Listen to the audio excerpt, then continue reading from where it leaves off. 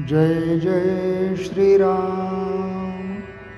दैनिक प्रवचन नामयोगी श्री ब्रह्मचैतन्य महाराज। विषय नामस्मरण रूपी शेताची मशागत। नामस्मरण रूपी शेतात उत्तम पीक येण्यासाठी प्रथमतः सदाचरणाची आवश्यकता आहे। सदाचरण हे शेताचे रक्षण करण्याकरिता लागणाऱ्या कुंपणासारखे आहे, म्हणून त्याचे महत्त्व आहे। दुसरी गोष्ट शुद्ध अंतःकरण। शुद्ध अंतःकरण म्हणजे उत्तम काळी भुसभुशीत जमीन। या जमिनीमधले दगड, हरडी वगैरे काढून ती साफ करावी, म्हणजेच अंतःकरणात कोणाबद्दलही द्वेष, मत्सर वगैरे ठेवू नये। शुद्ध अंतःकरणानंतर नामस्मरणाचे महत्त्व आहे। नामस्मरण हे त्या जमिनीत पेरण्याचे बी आहे। हे बी किडलेले नसावे, म्हणजे नाम सकाम नसावे। उत्तम बी म्हणजे नामाकरिताच नाम हे आहे। त्यानंतर तीर्थयात्रा, संतांचे आशीर्वाद, त्यांची कृपादृष्टी यांची आवश्यकता आहे। या सर्व गोष्टी पाटाच्या पाण्यासारख्या आहेत, त्यामुळे शेत चांगले यायला मदत होते। शेवटची महत्त्वाची गोष्ट म्हणजे भगवतकृपा होय। भगवतकृपा ही पावसाच्या पाण्यासारखी आहे। पाटाच्या पाण्यापेक्षा पावसाच्या पाण्याची गोष्ट काही और आहे, पण तो पडणे न पडणे आपल्या हाती नाही।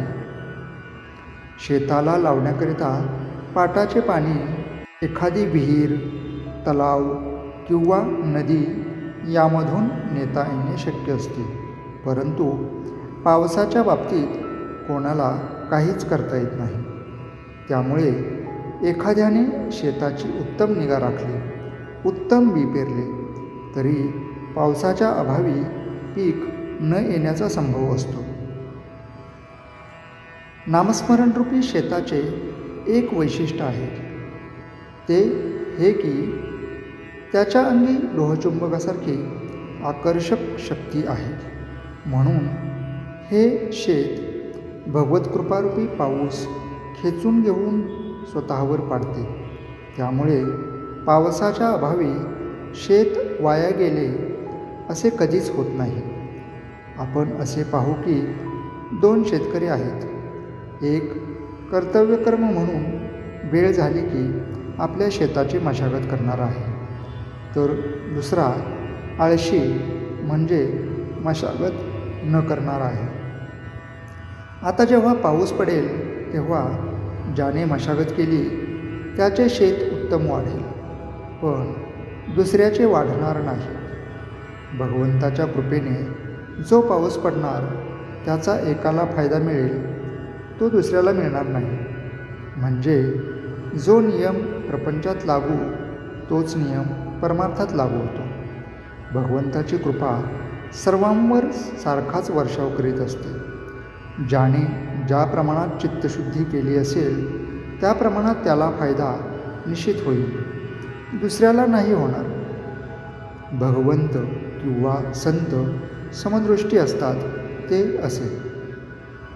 भगवंत निपक्षपाती आहे, त्याच्यापाशी कोणताही भेद नाही।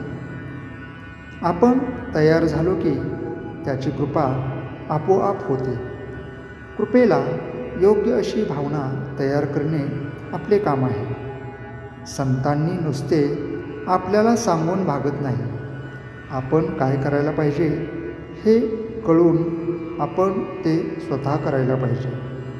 त्यांच्या ठिकाणी जर विषमता दिसली तर तिचा उगम किंवा कारण आपल्यातच आहे हेच यावरून दिसते। आजचे बोधवचन। शुद्ध अंतःकरण ठेवून नाम घेतले तर भगवंताच्या कृपेचा अनुभव येईल। जय जय श्रीराम।